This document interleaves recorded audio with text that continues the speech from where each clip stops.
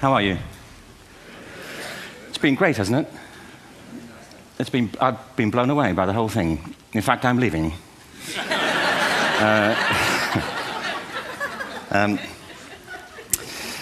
There have been three themes, haven't there, running through the conference, which are relevant to what I want to talk about. One is the extraordinary evidence of human creativity in all of the presentations that we've had and in all the people here. Just the variety of it and the range of it. The second is that it's put us in a place where we have no idea what's going to happen in terms of the future. No idea how this may play out. I have an interest in education. Actually, what I find is everybody has an interest in education. Don't you? I find this very interesting. If you're at a dinner party and you say you work in education, actually, you're not often at dinner parties, frankly. If you work in education, you're not asked, and you're never asked back, curiously. That's I think that strikes me. But if you are, and you say to somebody, they say, what do you do? And you say, you work in education, you can see the blood run from their face. They think, oh my God, why me? It's my one night out all week. But if you ask people about their education, they pin you to the wall. Because it's one of those things that goes deep with people. Am I right? Like religion and money and other things. So I have a big interest in education, and I think we all do. We have a huge vested interest in it, partly because it's education that's meant to take us into this future that we can't grasp. If you think of it, children starting school this year will be retiring in 2065.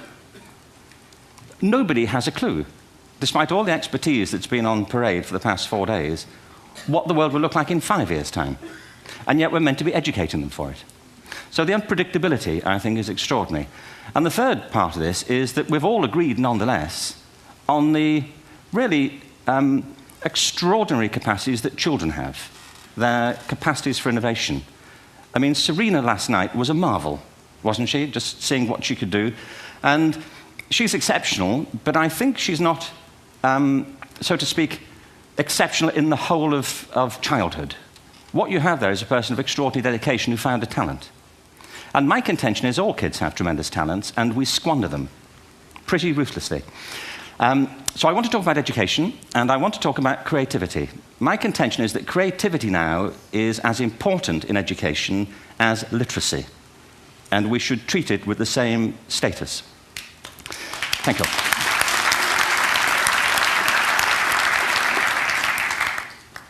That was it, by the way. Thank you very much.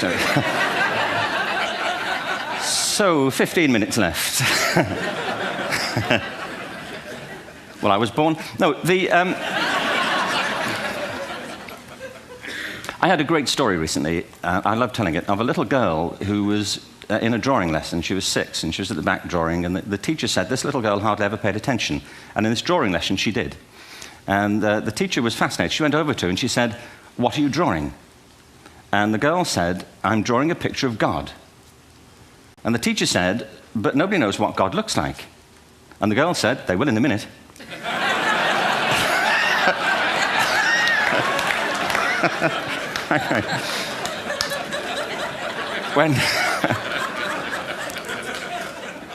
When my son was 4 in England, actually he was 4 everywhere, to be honest. I mean, if we're being strict about it, wherever he went, he was 4 that year. But he was in the Nativity play. Do you remember the story? No, it was big. It was a big story. Mel Gibson did the sequel. You may have seen it. I don't know. It was Nativity 2. But James got the part of Joseph, which we were thrilled about. We consider this to be one of the lead parts. We had the place crammed full of agents and T-shirts. James Robinson is Joseph. He didn't have to speak, but you know the bit where the 3 kings come in? They come in bearing gifts, and they bring gold, frankincense, and myrrh. This really happened. We're sitting there, and they, I think, just went out of sequence. Because we talked to the little boy afterwards and said, are you okay with that? And they said, yeah, why was that wrong? They just switched. I think that was it. Anyway, the 3 boys came in, little 4-year-olds with tea towels on their heads, and they put these boxes down. The first boy said, I bring you gold. And the second boy said, I bring you myrrh. And the third boy said, Frank sent this.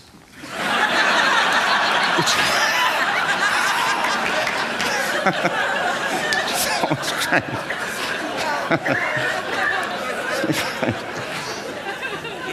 What these things have in common, you see, is that kids will take a chance.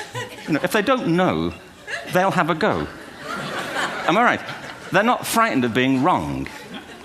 Now, I don't mean to say that being wrong is the same thing as being creative.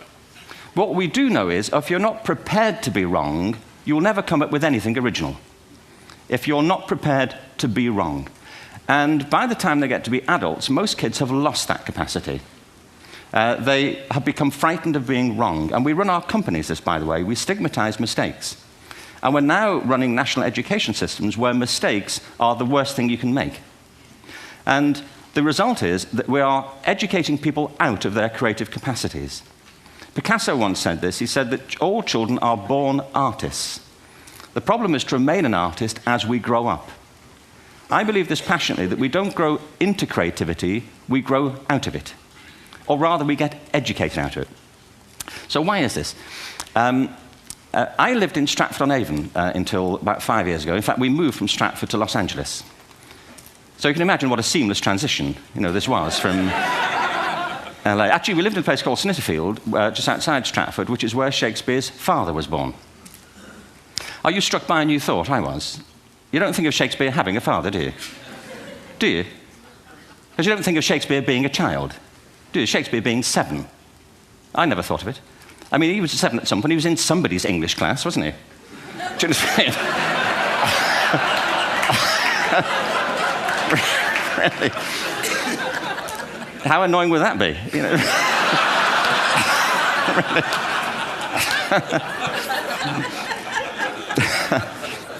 Must try harder. Being sent to bed by his dad, to Shakespeare, go to bed now, to William Shakespeare, and put the pencil down, and stop speaking like that. It's confusing everybody.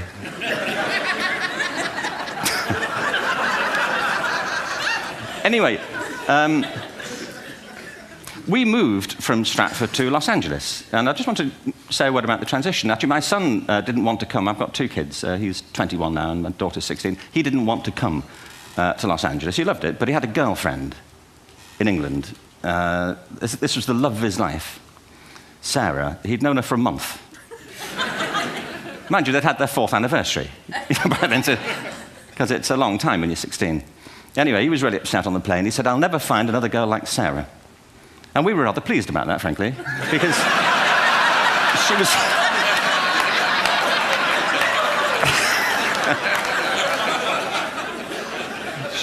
she was the main reason we were leaving the country.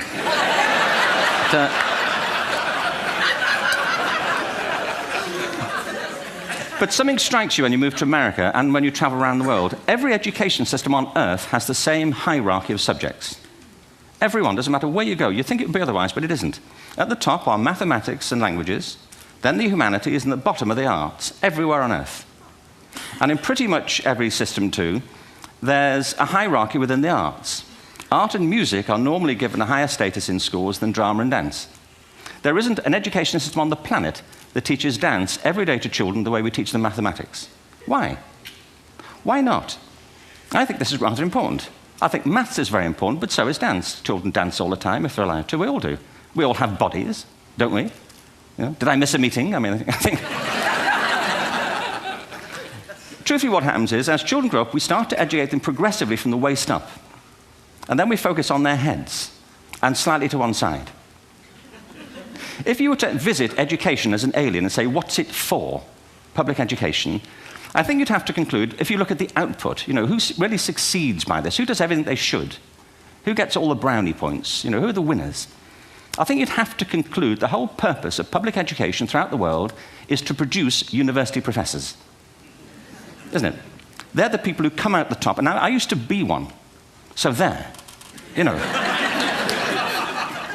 But, and I like university professors, but, we shouldn't hold them up as the high watermark of all human achievement. They're just a form of life.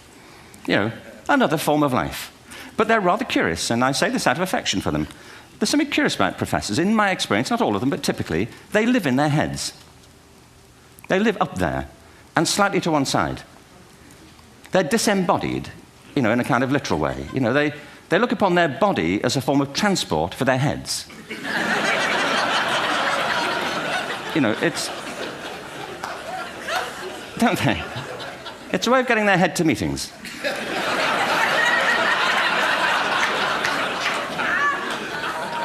If you want real evidence of out-of-body experiences, by the way, get yourself along to a residential conference for senior academics and pop into the discotheque on the final night. And there you will see it, grown men and women writhing uncontrollably off the beat, waiting to it ends so they can go home and write a paper about it. Now, our education system is predicated on the idea of academic ability. And there's a reason. The whole system was invented around the world. There were no public systems of education really before the 19th century. They all came into being to meet the needs of industrialism. So the hierarchy is rooted on two ideas. Number one, that the most useful subjects for work are at the top. So you were probably steered benignly away from things at school when you were a kid, things you liked, on the grounds you would never get a job doing that. Is that right? Don't do music, you're not going to be a musician. Don't do art, you won't be an artist. Benign advice, now profoundly mistaken. The whole world is engulfed in a revolution. And the second is academic ability, which has really come to dominate our view of intelligence because the universities designed the system in their image. If you think of it, the whole system of public education around the world is a protracted process of university entrance. And the consequence is that many highly talented, brilliant, creative people think they're not, because the thing they were good at school wasn't valued or was actually stigmatized. And I think we can't afford to go on that way. In the next 30 years, according to UNESCO, more people worldwide will be graduating through education than since the beginning of history. More people.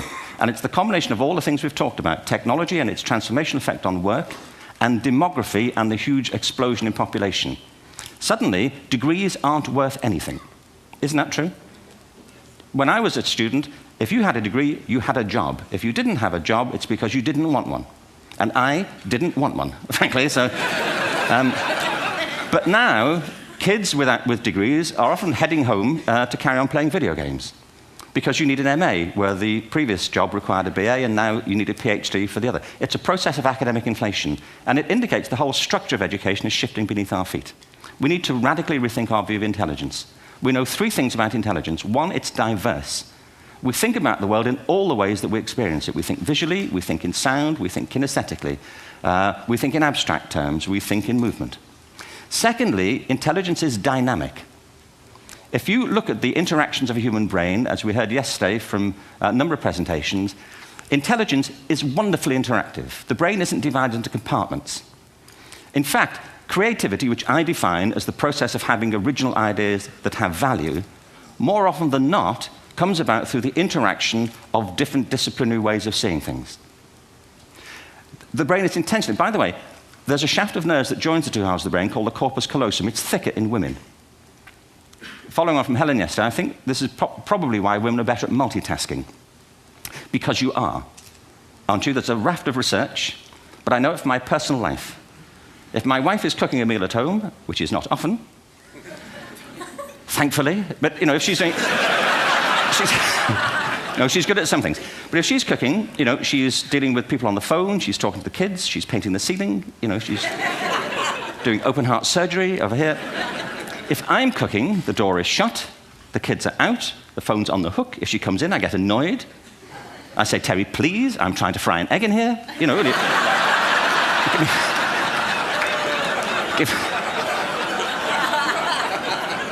Give me a break. Actually, there was, do you know that old philosophical thing? If a tree falls in a forest and nobody hears it, did it happen? Remember that old chestnut? I saw a great T-shirt, really, recently, which said, if a man speaks his mind in a forest and no woman hears him, is he still wrong?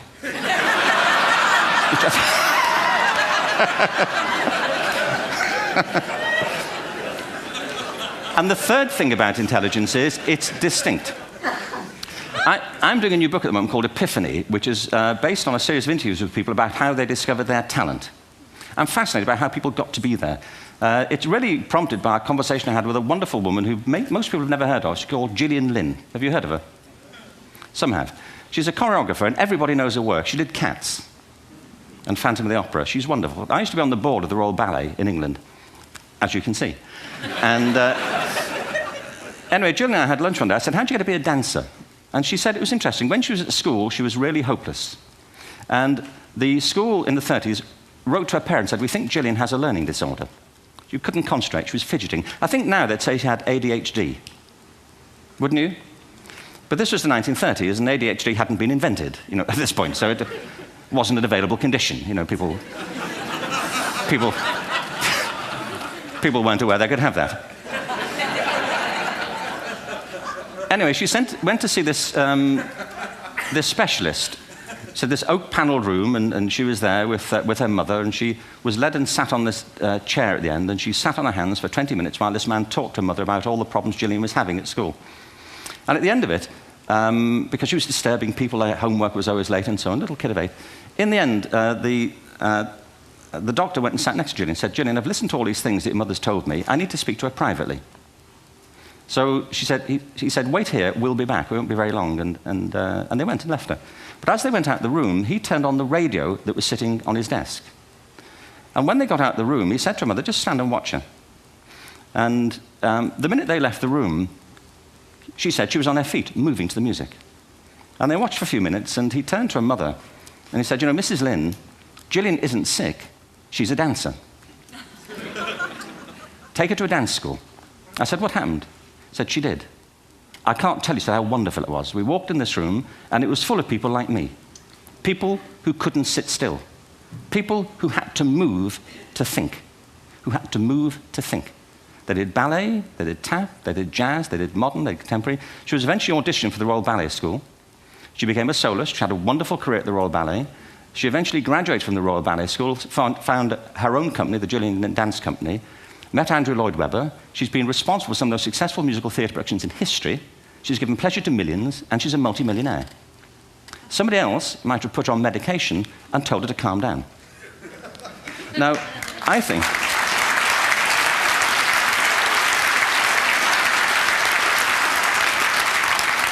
What I think it comes to is this. Al Gore spoke the other night about ecology and the revolution that was triggered by Rachel Carson.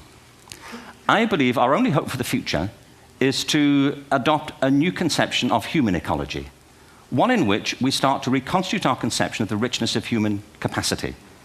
Our education system has mined our minds in the way that we've strip-mined the earth for a particular commodity, and for the future, it won't serve us. We have to rethink the fundamental principles on which we're educating our children. There was a wonderful quote by Jonas Salk, who said, if all the insects were to disappear from the earth, within 50 years, all life on earth would end. If all human beings disappeared from the earth, within 50 years, all forms of life would flourish. And he's right. What TED celebrates is the gift of the human imagination. We have to be careful now that we use this gift wisely and that we avert some of the scenarios that we've talked about. And the only way we'll do it is by seeing our creative capacities for the richness they are and seeing our children for the hope that they are. And our task is to educate their whole being so they can face this future. By the way, we may not see this future, but they will. And our job is to help them make something of it. Thank you very much. Bravo. Hierher. Schön.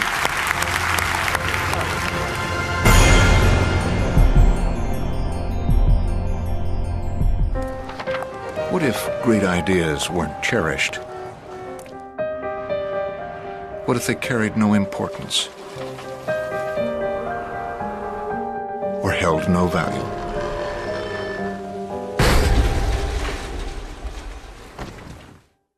There is a place where artistic vision is protected, where inspired design ideas live on to become ultimate driving machines.